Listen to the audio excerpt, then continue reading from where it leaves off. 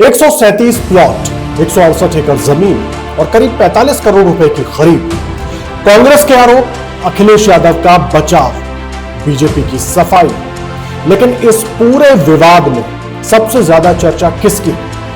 उस व्यक्ति की जिसने अब तक कुछ भी नहीं कहा इस पर। आखिर मध्य प्रदेश के मुख्यमंत्री मोहन यादव चुप क्यों है?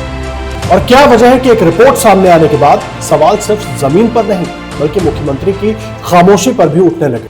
23 जून को इंडियन एक्सप्रेस की एक रिपोर्ट सामने आती है।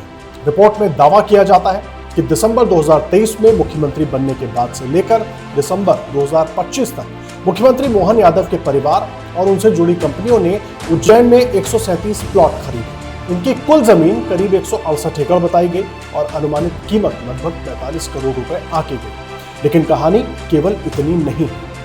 इंडियन एक्सप्रेस के रिपोर्ट के मुताबिक ये जमीनें एक साथ नहीं खरीदी गई। धीरे धीरे अलग अलग नामों से अलग अलग कंपनियों के जरिए और अलग अलग समय में इन जमीनों का दायरा बढ़ता भी गया। मीडिया रिपोर्ट के अनुसार मुख्यमंत्री के परिवार, उनके भाइयों, बेटों, बहुओं, चचेरे भाइयों और उनसे जुड़ी कंपनियों की मौजूदगी उज्जैन के कई विकासशील इलाकों में दिखाई देती है। रिपोर्ट में दावा किया गया है कि कई खरीद ऐसे इलाके में हुई है जिन्हें भविष्य की सड़क परियोजनाओं, सिंगस 2028 की तैयारियों और मास्टर प्लान के तहत विकास से फायदा मिलने की पूरी संभावना थी।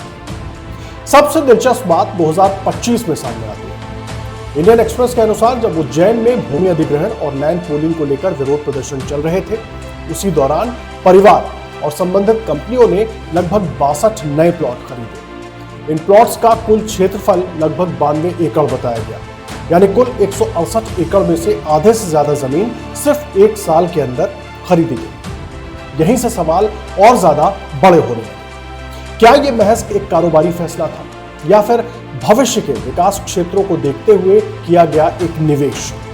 रिपोर्ट में यह भी कहा गया कि परिवार से जुड़ी कुछ कंपनियां और रिश्तेदार पहले से रियल एस्टेट के कारोबार में सक्रिय थे। कुछ जमीनें खरीदी गई, बाद में बेची भी गई। यानी पूरा मामला सिर्फ खरीद का नहीं बल्कि लगातार बढ़ते जमीन नेटवर्क का।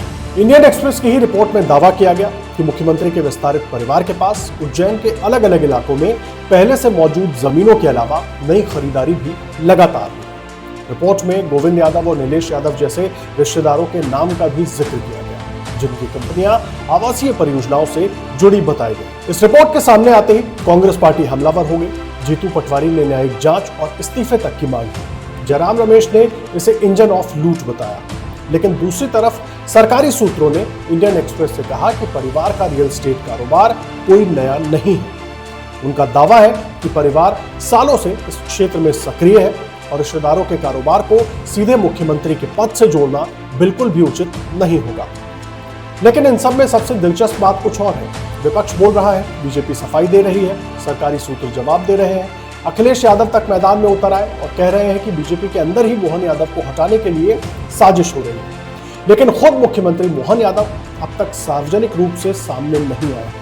ना कोई बयान, ना कोई प्रेस कॉन्फ्रेंस, ना आरोपों का खंडन, ना कोई सीधा जवाब। और यही वजह है कि अब राजनीति का सबसे बड़ा सवाल 168 एकड़ नहीं बल्कि मुख्यमंत्री की खामोशी बन गई। क्योंकि कई बार राजनीति में बयान से ज्यादा असर चुप्पी का होता है।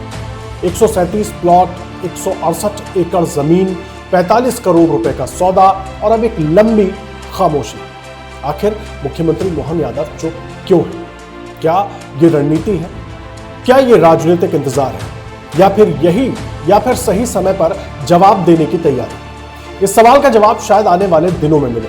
लेकिन फिलहाल मध्य प्रदेश की राजनीति में सबसे ज्यादा चर्चा जमीन की नहीं, मुख्यमंत्री की चुप्पी की हो रही है।